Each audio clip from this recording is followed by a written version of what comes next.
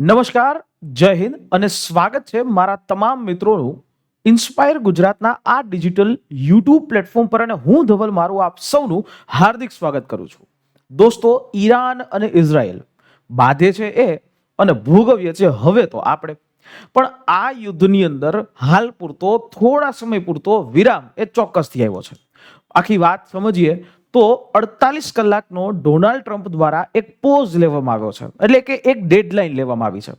આમ જોવા જાવ તો ડોનાલ્ડ ટ્રમ્પ એટલે કે યુએસએ હવે આ યુદ્ધને પૂર્ણ કરવા ઈચ્છે છે, પરંતુ આ યુદ્ધ છે એ ઈરાન પણ લાંબુ ખેંચે છે.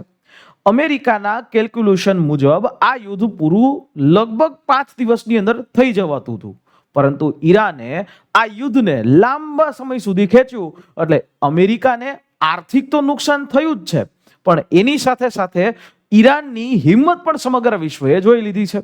એટલે ડોનાલ્ડ ટ્રમ્પે હાલ ઈરાનને 48 કલાક એ આપ્યા છે કે 48 કલાકની અંદર એક અલ્ટિમેટમ આપ્યું છે.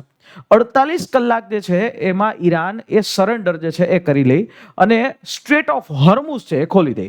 આખી વાત અમેરિકાનું જે નાક દબાણું છે એ સ્ટ્રેટ ઓફ હોર્મુઝથી દબાણું છે. બાકી અમેરિકાનું નાક કોઈ પણ રીતે દબાતા જ નહીં. પણ ઈરાનની જ્યારે વાત આવે ત્યારે યુદ્ધનો અત્યારે 24મો દિવસ છે એ હાલ થઈ ગયો છે. 24મો દિવસના ઉપર 28 તારીખથી આ યુદ્ધ જે શરૂ થયું, 24 દિવસની અંદર તો સમગ્ર દુનિયાને આર્થિક રીતે ખૂબ મોટું નુકસાન છે એ પણ થયું છે. યુરોપિયન યુનિયન હોય, અમેરિકા હોય, ઇઝરાયલ હોય, મિડલ ઈસ્ટના દેશો હોય, ગલ્ફ કન્ટ્રીઝ હોય, કોઈ પણ હોય, ઇવન ભારત પણ હોય, તો ભારતે પણ અહીંયા એક નુકસાન છે એ ચોક્કસથી એ ઝેલવું પડ્યું જ છે. અમેરિકા દ્વારા એટલે કે ડોનાલ્ડ ટ્રમ્પ દ્વારા સત્તાવાર રીતે વિચાર કરો તો આ હવે આ અમેરિકા આ યુદ્ધમાંથી બહાર નીકળવા માંગે છે. અમેરિકાની અંદર ખુદ પણ લોકો એનો વિરોધ કરી રહ્યા છે કે ક્યાં સુધી ઇઝરાયલ માટે આપણે લડવા જશું, આપણા સંતાનો લડવા જશે, એટલે કે અમેરિકન્સ લડવા જશે. એટલે અમેરિકા તરફથી જે ઈરાન માટે જે શાંતિ દૂતો એટલે કે સ્ટીવ વિટકોફ છે, જેરેડ કુશનર છે, એમને ઈરાન મોકલી ઈરાન સાથે વાટાઘાટો કરવા માટે, ભાઈ યુદ્ધ જે છે સમાધાન કરવા માટે એ હવે મોકલી રહ્યા છે. સામે પક્ષે ઈરાન પણ આક્રમક વલણ ઉપર છે, કારણ કે ઈરાન હવે એ સ્થિતિમાં છે કે અમારું બધું જ લૂંટાઈ ગયું છે અને હવે અમે જે કરીએ તે 48 કલાકની આ જે હુમલાની ટ્રમ્પે ધમકી આપી.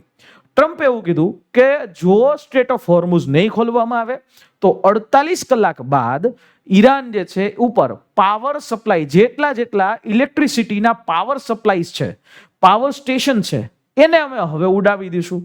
આવું અમેરિકાએ એ હુકમ એ કર્યો છે, અમેરિકાએ આવી ધમકી આપી દીધી છે.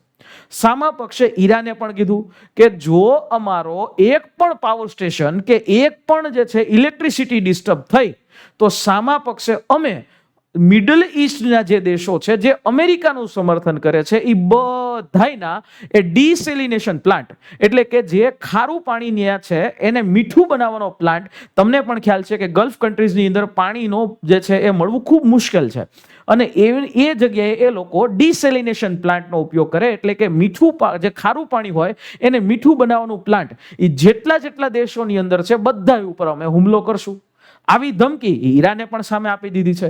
એટલે ઈરાને ઝૂકવાનો સદંતર ઇનકાર કરી દીધો છે. એટલે હવે એક પ્રશ્ન ઊભો થાય છે કે આ પીસ એગ્રીમેન્ટ કદાચ જો થશે તો થશે કોની સાથે? ઈરાનના સુપ્રીમ કમાન્ડર ખામેની, એનું મૃત્યુ છે. એના પછીનો જે વ્યક્તિ છે એટલે કે લારીજાની કે જે આવી રીતે નિગોશિએશન તરફ હતો એની પણ મૃત્યુ કરી દીધું છે. ઉલટાનું ઈરાનની જે સિસ્ટમ એવી છે કે ઈરાન આ યુદ્ધ હવે પ્રોક્સી દ્વારા એ લડાવી રહ્યું છે. એટલે કે ઈરાનની અંદર પહેલેથી જ નક્કી હતું કે જો આ સુપ્રીમ કમાન્ડર જે છે એનું મૃત્યુ થાય તો આ જે છે લશ્કર એટલે કે આ સંગઠન એક્ટિવેટ થવું અને પોતાની રીતે જે છે હુમલાઓ કરવા. એટલે એક મોઝેક સિસ્ટમ છે ઈરાનની અંદર એ એક્ટિવેટ છે. હવે ઈરાનની અંદર કાલ સવારે કોઈ પણ નિગોશિએશન કરવામાં આવે તો એના માટે જે નિર્ણાયક એવા લોકો કે જે નેતૃત્વ છે એનો જ અભાવ છે, તો વાટાઘાટો થશે જ ક્યાંથી? કોઈ સર્વોચ્ચ નેતા જ બચ્યો નથી. ઇઝરાયેલે બધાને મારી નાખ્યા છે. એટલે અહીંયા પ્રશ્ન એક અહીંયા આવીને ઉભો છે. સાથે સાથે આ મોઝેક સિસ્ટમ છે, એ મોઝેક સિસ્ટમ એટલે કે ઓલરેડી ઈરાનની અંદર જે આખું એક જે ધાર્મિક લેવલનું એક બંધારણ છે અને ઈ ધાર્મિક લેવલનું બંધારણ જે પોતાની રીતે એ સંગઠનો એ અલગ અલગ દેશો ઉપર હુમલાઓ કરી રહ્યા છે. એટલે જોવા જાવ તો આ એક ઓટોનોમસ મોડ ઉપર આખું યુદ્ધ છે એ ચાલુ થઈ ગયું છે કે જો ઉપરવાળા કોઈ નથી અને એ નાના નાના સંગઠનો જેમાં હુતી છે, હિઝબુલ્લા છે અને અલગ અલગ નાના નાના પ્રોક્સી જે સંગઠનો છે એ પોતાની રીતે એ મિસાઇલો અલગ અલગ દેશો ઉપર નાખી રહ્યા છે. અને એમાંય તમે હમણાં જ સાંભળ્યું હશે કે 4000 કિલોમીટરથી આગળ જઈને અમેરિકાના જગ્યા ઉપર ઈરાનની મિસાઇલ પડી. આ સદંતર એક પુરાવો છે કે જો ઈરાન પાસે આ પ્રકારની બેલિસ્ટિક મિસાઇલો હોય, દુનિયાને એવું જ લાગતું હતું કે ઈરાન પાસે આવી કોઈ બેલિસ્ટિક મિસાઇલો નથી, તો આવી મિસાઇલોનો હુમલો થયો ક્યાંથી? એટલે આ પણ દુનિયા માટે એક ચર્ચાનો વિષય છે.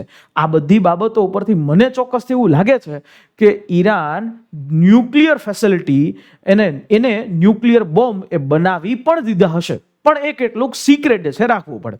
પણ હવે અત્યારે જો વાત કરીએ ઈરાન અને યુએસ ઉપર, તો યુએસએ એક માંગ રાખી છે કે ઈરાન પોતાના યુરેનિયમ એનરિચમેન્ટ કરવાના જે પ્લાન્ટ, ન્યુક્લિયર પ્લાન્ટ એ બંધ કરી દે. સામા પક્ષે ઈરાને પણ કહી દીધું કે આમાં કોઈ બાંધછોડ નહીં કરવામાં આવે, તમારે જેને જે કરવું એ કરી લેવાની છૂટ.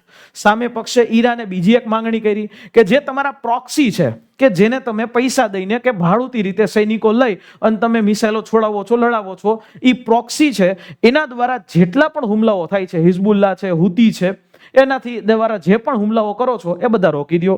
સામા પક્ષે ઈરાને પણ અહીંયા કીધું કે જો તમારે આ હુમલા રોકવા હોય તો જે તમારા વેસ્ટ એશિયાની અંદર એટલે કે યુએઈ છે, સાઉદી અરેબિયા છે, કતર છે, આ બધી જગ્યાએ યુએસના જે બેઝ છે, મિલિટરી બેઝ છે, એ બધા બંધ કરી દો એટલે આ હુમલા ઓટોમેટિક રોકાઈ જશે. ત્રીજું, યુએસએ કીધું, અમેરિકાએ કીધું કે તમે તમારો મિસાઇલનો સ્ટોક પાઇલ એટલે કે મિસાઇલનો જે તમે સંગ્રહ કર્યો છે એ બધોય નાશ કરી નાખો. ઈરાને પણ સામે કીધું કે જો ભાઈ અમે અમારા આ યુદ્ધને કાયમી નથી રાખવા માંગતા, અમે પરમેનન્ટલી યુદ્ધ કરવા નથી માંગતા, પણ તમારે અમારી ઉપર તમે જે કાળો કેર વર્તાવ્યો છે, નુકસાની કરી છે, એ નુકસાની છે એને ભરપાઈ કરો, કમ્પેન્સેશન આપો, જેટલું નુકસાન કર્યું છે એટલા પ્રમાણમાં અમને પૈસા આપો એટલે કે ડોલર જે આપો. અને જે ઈરાન વિરોધી જે મીડિયાઓ છે એના ઉપર જે પ્રતિબંધો તમે લગાડ્યા છે તો એ બંધ કરો. અને આ હોર્મુઝ ઉપર ઈરાનનું જ હંમેશા નિયંત્રણ રહેશે આવી એક અશ્યોરન્સ આપી દો તો અમે આ હુમલાઓ બંધ કરી દેશું. એટલે સામે હોર્મુઝની સામુદ્રિક ધુની એટલે કે જે સ્ટ્રેટ ઓફ હોર્મુઝ છે, આ જગ્યા જે અત્યારે દુનિયાની અંદર લગભગ ચર્ચાઓમાં છે, આ જગ્યાની અંદર ખાસ એક વાત છે.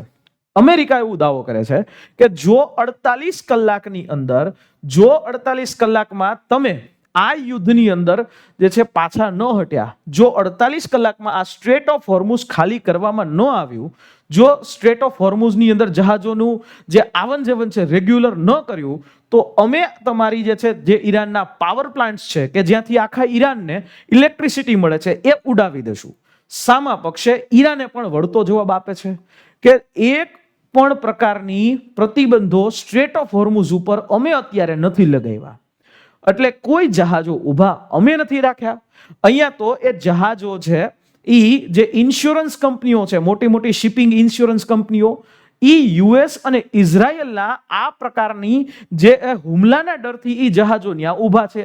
અમે કંઈ નથી કરતા. ઈરાનનું કહેવું છે કે અમે એક વસ્તુ નથી કરી, પણ ઈરાનના હુમલાઓને કારણે નહીં, ઇન્સ્યોરન્સ કંપનીઓ છે એ યુએસ અને ઇઝરાયલના હુમલાઓને કારણે જે છે એ અહીંયા આવતા ડરે છે, એટલા માટે એ બધા જહાજો છે એ એમને ઊભા છે.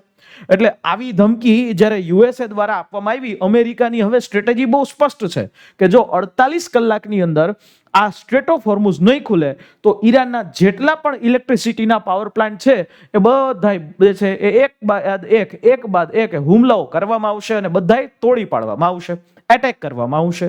અને આમે કોઈ દેશ હોય એની ઇલેક્ટ્રિસિટી ઉપરના પાવર પ્લાન્ટ ઉપર હુમલો કરો એટલે એ દેશ જે છે એ પાંગડો બની જાય એમાં, કારણ કે જરૂર પડે બધી જ વસ્તુમાં ઇલેક્ટ્રિસિટીની. એટલે અહીંયા આ અમેરિકાની એવી સ્ટ્રેટેજી છે ઈરાનને પાંગડું બનાવવાની અને ત્યારબાદ એની અંદર ઘૂસવાની. પણ સામે ઈરાને પણ વળતો જવાબ આપ્યો કે જો અમારા એક પણ પ્લાન્ટ બંધ થયા તો આની અંદર યુએઈ, કતર, ઈરાન, ઇઝરાયલ જેટલા પણ દેશો છે ત્યાં જે ડિસેલિનેશન પ્લાન્ટ છે, ખારા પાણીમાંથી, દરિયાના પાણીમાંથી મીઠું પાણી બનાવવાના પ્લાન્ટ, અમે એ બધાને ઉડાવી દેશું. અને એનાથી થશે એવું કે મિડલ ઈસ્ટના દેશો પાણી વગર જીવી શકશે જ નહીં. એટલે મિડલ ઈસ્ટના દેશોની અંદર પાણીનું ક્રાઇસિસ છે એ ઊભું થઈ જશે. એટલે અત્યારે ઓલરેડી એક તો ઓઇલ ક્રાઇસિસ સમગ્ર દુનિયાની અંદર છે, અને અહીંયા તો એકી હાઈરે અલગ અલગ પ્રોક્સી જૂથો છે, એ બધાય પ્લાન્ટ ઉપર હુમલો કરે એટલે બીજા બધાય દેશોમાં પીવાનું પાણી પણ ન મળે.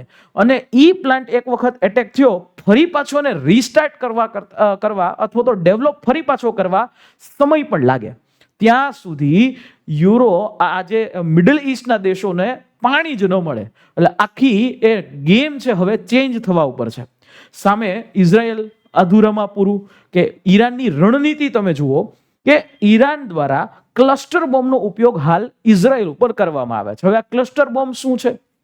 ક્લસ્ટર બોમ્બ એટલે કે જ્યારે એ એક વખત મિસાઇલ જાય, હુમલો કરવા માટે જાય, અને જ્યારે એ નીચે પડવાની હોય ત્યારે એની અંદરથી નાના નાના બોમ્બ નીકળે અને એ એકી હેરે ઘણો મોટો એરિયા છે એ અહીંયા કવર કરે. આ મહાભારતની અંદર આપણે જે રામાનંદ સાગરનું જે યુદ્ધ જોતા ને એમાં જે રીતે થતું એના જેવું છે કે હોય એક, પછી જ્યારે એ પડવાની થાય ત્યારે એમાંથી નાના નાના બોમ્બ છે એ છૂટે, અને આ ઈરાનનો જે આયર્ન ડોમ છે એને પણ અસર કરી શકે.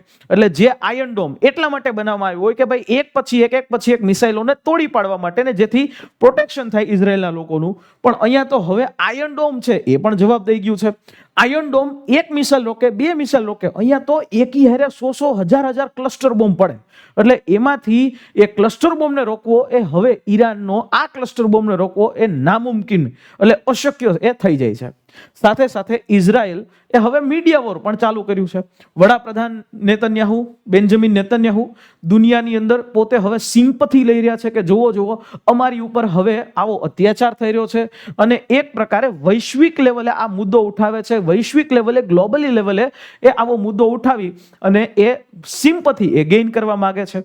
અને હા, સામા પક્ષે ઈરાન એ યુદ્ધ જુઓ કઈ રીતે લડી રહ્યું છે. જેટલી મિસાઇલો એ ઇઝરાયલ ઉપર ફેંકે છે, બધી મિસાઇલો ઉપર એ આવી રીતે લખે છે. શું લખે છે ખબર છે? કે આ યુદ્ધ જે છે એ ગેરકાયદેસર છે, અમાનવીય છે. આવી મિસાઇલ ઉપર લખી દે અને પછી જ્યારે પડે અને ત્યારે એનો ભંગાર પડે, લોકોને ખબર પડે, આવું મેસેજ છે આપી રહ્યા છે. ઈરાનના જે કમાન્ડરો, જે સૈન્યના કમાન્ડરો મીડિયા ઉપર આવી અને સ્ટેટમેન્ટ આપી રહ્યા છે કે ટ્રમ્પ, યુ આર ફાયર્ડ. અને આવી રીતે F-35 વિમાન યુએસએ જેના ઉપર ખૂબ વધારે વખાણ કરતું, અને આપણને એ જ ટ્રમ્પ આપણને આ યુએસના વિમાનો એ ચીપકાવવાના હતા, એ વિમાનો છે એને હવે ઈરાન દ્વારા નાની નાની મિસાઇલોથી તોડી પાડવામાં આવી રહ્યા છે. એટલે આમ જોવા જાવ તો અમેરિકા હવે ના છૂટકે આ યુદ્ધને રોકવા માંગે છે. એની અંદર કારણ કે અમેરિકાને કોઈ બીજો સપોર્ટ હવે દેશ નથી આપતા. નાટો કન્ટ્રીઝ પાછળ હટ કરે છે. એવી રીતે યુકે છે એ પણ ઈરાનની સામે લડવા માટે પોતાના ડિસ્ટ્રોયર, લશ્કરી યુદ્ધ જે જહાજો છે મોકલવા માટે એ મનાઈ કરી રહ્યા છે. આરબ દેશો પણ સામે મિડલ ઈસ્ટના દેશો અમેરિકાને ધમકાવે છે કે ઈરાને જો અમારી ઉપર હુમલો કર્યો તો અમે તમારા બધી જ વસ્તુના સંબંધ હવે અમારા પૂરા. એટલે અહીંયા અમેરિકા અહીંયાથી પણ સલવાણું છે. અમેરિકા પોતાની સુપરમસી સાબિત કરવા માટે ગયું હતું અને અત્યારે ઊંધું જે છે એ થઈ ગયું છે. એટલે આમ અમેરિકાની અંદર ને અંદર જે પોલિટિક્સમાં પણ દબાણ જે છે એ ટ્રમ્પ ઉપર થઈ રહ્યું છે. પણ હવે આ બધા જ વસ્તુઓની અંદર એક સૌથી મોટી બાબત એ હતી કે એક સમયે આજ ઈરાન પાસેથી ક્રૂડ ઓઇલ લેવા માટે અમેરિકા દુનિયાના દેશોને ના પાડતું હતું.